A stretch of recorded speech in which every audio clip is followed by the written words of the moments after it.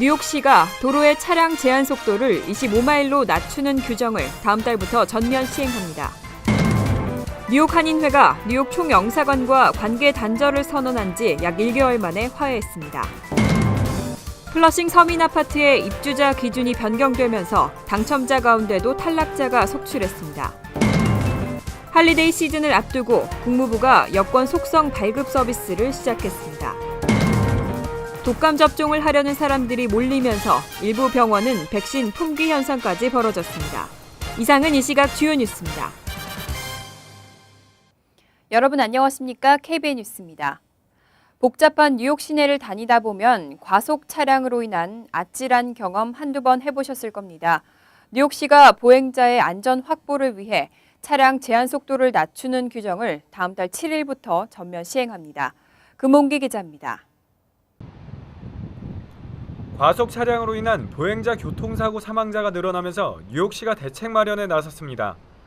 시정부는 도로의 차량 제한 속도를 현행 시속 30마일에서 25마일로 낮추는 조례안을 지난 7일 시의회에서 가결시키고 빌 드블라지오 시장이 어제 서명을 마쳤습니다. 따라서 다음 달 7일부터는 별도의 제한 속도가 지정되지 않은 시내 도로에서는 시속 25마일에 변경된 제한 속도가 적용됩니다. 교통문제 전문가들에 따르면 차량 제한 속도를 시속 30마일에서 25마일로 낮출 경우 교통사고로 당한 보행자의 생존율이 2배로 높아질 것으로 분석하고 있습니다. 드블라지오 시장은 서명식에서 뉴욕시 가정과 어린이들이 더 안전하게 됐다며 이는 비전제로 달성을 위한 큰 진전이라고 말했습니다. People of all ages will be saved. We believe it can be done, but it begins with reducing speeding. Because in so many of these situations where we've lost people, speeding was the core cause. 제한 속도 변경에 맞춰 시 정부는 50만 달러의 예산을 투입해 내년 말까지 약 3천 개의 교통 표지판을 설치할 예정입니다. KBN 뉴스 금홍기입니다. 뉴욕 뉴저지 본선거가 다음 주에 치러집니다. 이번 선거에는 많은 한인 후보들이 출마해 한인 사회에 관심을 모으고 있는데요. 빠르게 성장하는 한인 사회의 권익을 위한 한인 정치인 배출과 이를 위한 한인들의 투표가 필요합니다. 주성훈 기자가 보도합니다. 전체 26%의 한인이 살고 있는 뉴저지 리치필드시. 타운은 2년 전에 처음으로 한인시 의원을 탄생시켰습니다. 그 뒤로 한인 학부모 협회가 설립되고 타운 정부는 한인 소상인들의 목소리에 귀를 기울이며 비로소 주민들과 소통하기 시작했습니다. 시장은 한인시 의원을 통해 소통의 중요성과 그전에 보지 못하던 다른 관점 등을 느꼈다며 한인 정치인의 중요성을 설명합니다. Dennis brings a different perspective and he has certain contacts and he has certain communications with the Korean community that he brings to the table and it helps us address that need for, if there's any concerns or if there's anything that needs to be done in order to help that constituency in town. 다음 주 화요일 치러지는 뉴욕 뉴저지 본선거. 이번 선거에 도전하는 한인 후보는 총 5명으로 이 중 특히 재선에 도전하는 롱킴 뉴욕주 하원의원 후보와 로이조 뉴저지 연방 하원의원 후보가 한인들의 이목을 끌고 있습니다. 뉴욕 최대 한인 밀집 지역인 40선거구를 기반으로 한 롱킴 후보는 당선 이후 한인 권익 증진과 노인층 보호를 위한 제도 확립에 앞장서는 등 한인들의 대변자 역할을 톡톡히 해왔습니다. 뉴저지 대표적 한인 밀집 지역인 버겐 카운티를 대표해 나서는 로이조 연방 하원의원 후보 역시 미 동부 최초의 한인 연방 선출직 의원이라는 한인들의 염원을 등에 업고 한인의 목소리를 대변하겠다고 나섰습니다. 이외에도 한인 최대 밀집 지역인 뉴저지 팰리세이즈 팍의 크리스 정, 뉴저지 포트리의 피터서, 뉴저지 잉그루드 클립스의 글로리아 오가 시의원 재선에 도전합니다. 이들 역시 한인 사회와 타운 정부 간의 가교 역할에 책임을 안고 재선에 도전합니다. 이렇게 도전하는 이들 한인 후보들을 보며 한인들은 더 많은 한인 정치인이 나와 빠르게 성장하는 한인들의 권익 보호에 앞장서길 바란다고 입을 모읍니다. 일주일 앞으로 다가온 선거, 한인 정치인 배출과 정치력 신장을 위해서는 한인들의 투표 참여가 꼭 필요합니다. KBN 뉴스 주성은입니다. 뉴욕 한인 사법경찰 자문위원회가 노인 범죄 예방을 위해 세미나를 개최했습니다. 노인을 대상으로 하는 범죄는 급증하는 데 비해 이에 대한 노인들의 대처는 아직까지 미흡하다며 경찰에 적극적인 도움을 받을 수 있는 방법을 소개했습니다. 박민기 기자가 보도합니다. 미국 내 한인 노인 인구가 증가함에 따라 이들을 대상으로 한 범죄도 급증하고 있습니다.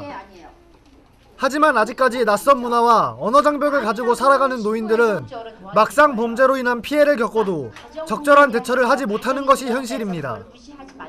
이런 문제를 미연에 방지하고 개선하기 위해 뉴욕 한인사법경찰자문위원회와 뉴욕 경찰이 250여 명의 노인을 대상으로 범죄 예방과 가정폭력 근절을 위한 세미나를 가졌습니다. 가정폭력 예방의 달을 맞아 코로나 경로회관에서 실시된 오늘 세미나는 퀸즈 북부순찰대 대민 담당관 박희진 경관이 직접 강의를 맡았습니다. 가정폭력이 그냥 쉬쉬하는 것이 아니라 이것이 이제 서로 도와주면서 이 가정이라 보니까는 특히 한인 사회에서는 가만히 집안에서만 해결해야지 이러면서 창피해서 말을 안 하려고 하는데 이 미국 사회에서는 특히 한국에도 그렇지만은 이 가정폭력은 하나의 범죄예요. 그렇기 때문에 이런 것을 예방하기 위해서 인포메이션 전해주시고.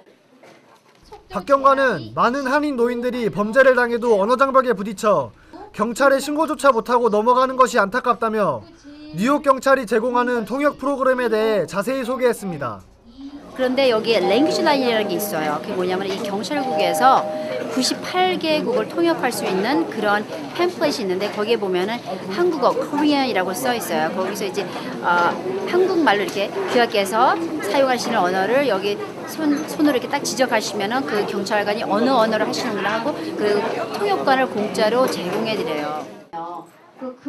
오늘 세미나에서는 미국 경찰이 낯선 한인 노인들을 위해 115 경찰서에서 근무하는 칼린 제닝스 경관과 참가자들이 직접 소통하는 시간도 가졌습니다.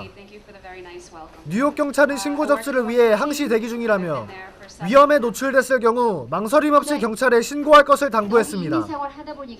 KBN 뉴스 박민기입니다. 뉴욕 한인회가 뉴욕 총영사관과 관계 단절을 선언한 지 약 1개월 만에 화해했습니다. 두 단체는 이번 일을 계기로 앞으로는 더욱 긴밀한 협력 관계를 유지해 나가겠다고 밝혔습니다.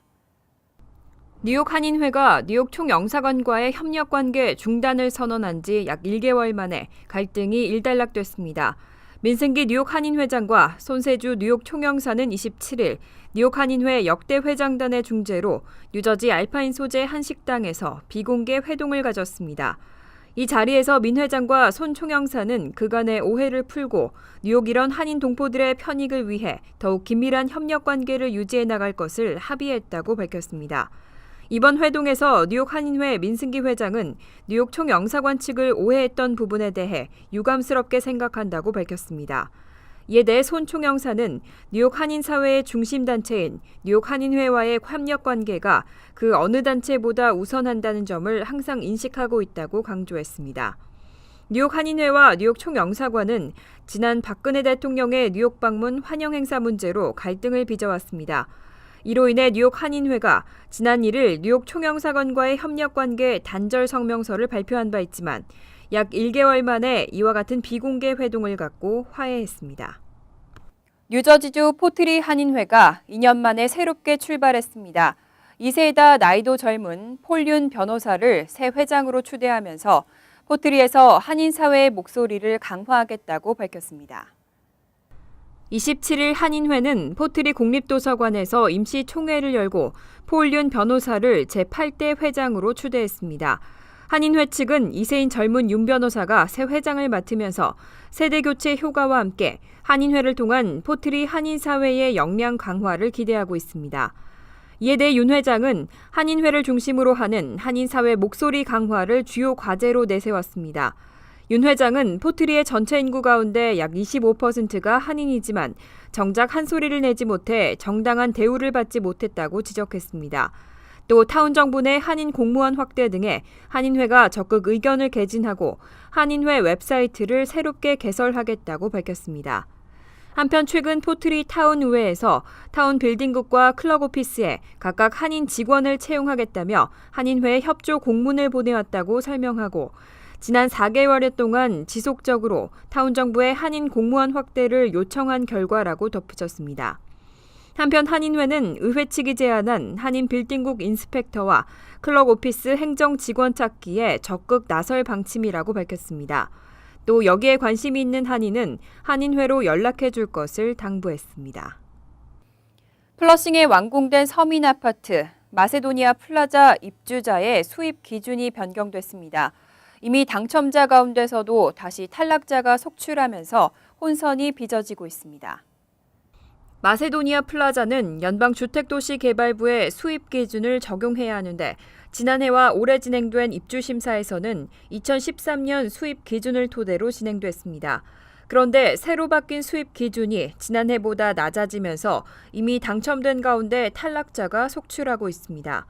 마세도니아 플라자는 총 142가구로 구성돼 있고 이 가운데 원베드룸과 투베드룸이 각각 58가구, 55가구로 가장 많은 비중을 차지합니다. 스튜디오는 27가구, 3베드룸은 2가구뿐입니다. 원베드룸 중에서도 면적이 큰 유닛은 총 49가구로 이에 대한 1인 수입 기준은 올해 최고 35,280달러로 지난해보다 840달러 줄어들었습니다.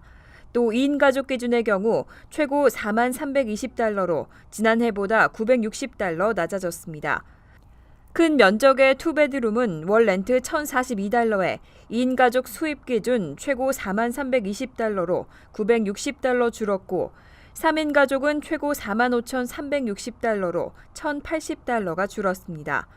또 4인 가족은 53,340달러로 지난해보다 1,200달러가 낮아진 것으로 나타났습니다. 할러데이 시즌을 앞두고 국무부가 여권 속성 발급 서비스를 시작했습니다.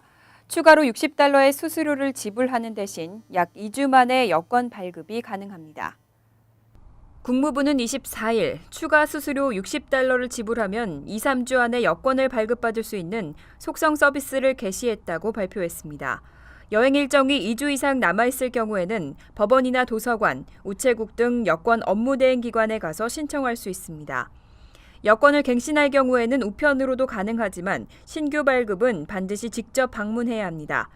한편 여행 일정이 2주 미만으로 남았거나 4주 이내에 외국 비자까지 받아야 하는 신규 여권 신청자의 경우에는 여권 업무 대행 기관이 아닌 공식 여권센터를 방문해야 합니다.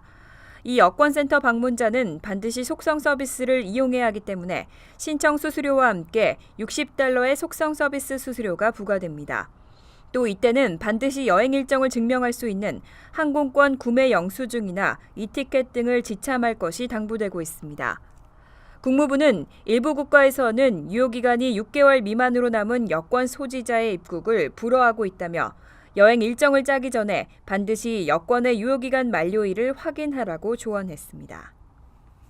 뉴욕시에서도 에볼라 공포가 확산되면서 건강에 대한 경각심이 그 어느 때보다 커졌습니다.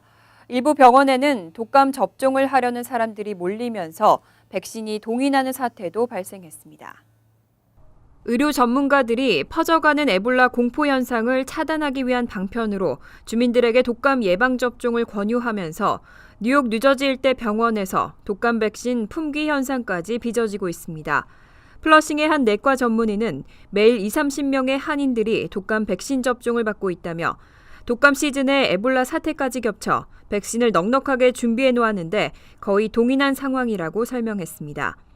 또 에볼라 초기 증상은 고열을 동반한다는 점에서 독감 증세와 흡사하다며 독감 백신을 미리 접종하면 고열 증세를 사전에 방지할 수 있어 에볼라 초기 증상으로 오해하는 현상을 막을 수 있다고 덧붙였습니다.